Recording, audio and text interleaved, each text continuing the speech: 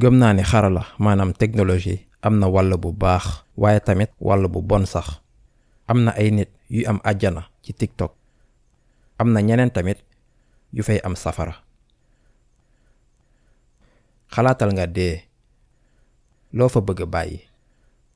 ñu bari ci góor ñi ak jigéen ñi, xam naa jigéen ñi ñoo ëpp sax, dañuy sawar bu baax di wane seen bopp ci yenn jumtukaay application te duñu xam sax ne yonente Muhammad sallallahu alayhi wa sallam wax nañu ne bés dina ñëw jigéen ñi dinañ bëgg wane seen bopp te dinañ bëgg miirloo nit ñi ci yenn jëf yi ñuy def ci application yi ngir wane seen bopp, ngir ñu gis leen. yàlla nañu yàlla sàmm, yàlla nañu yàlla aar ci lu bon. kon booy wanewu da ngay def yenn jëf yu ñaaw, mën nga sax simbeeku di fecc ndax da nga bëgg ñëpp di wax waaw macha allah war ñu leneen ay ca. yaa ngi bàyyi ndono héritage. boo faatoo vidéo bi day des lu yàgg sax. yow fooy nekk yaa ngi ak yàlla. loolu nan la mën a dimbalee soxna si?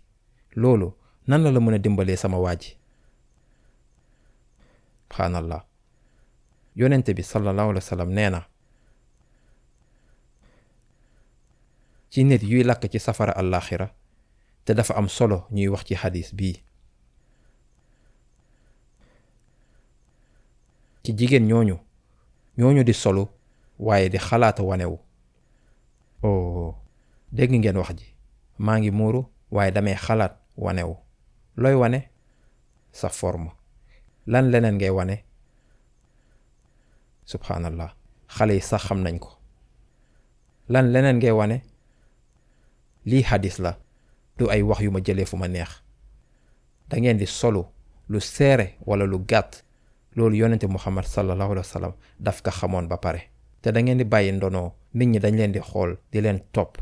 bu ñu leen baalee seen bàkkaar sax, waaye lan ci ñi di leen di topp boo leen faatoo ba pare ñuy wane loo xam ne mel ni dara xewul. bu paree ñu ne jërëjëf waay. te ab xale bu góor warul di ko xool. moo ne de da ngeen war a wàcce seeni bët nit ñi di wax macha allah. laa xawla wala quwwata illa billah. ban ndono ngeen di bàyyi?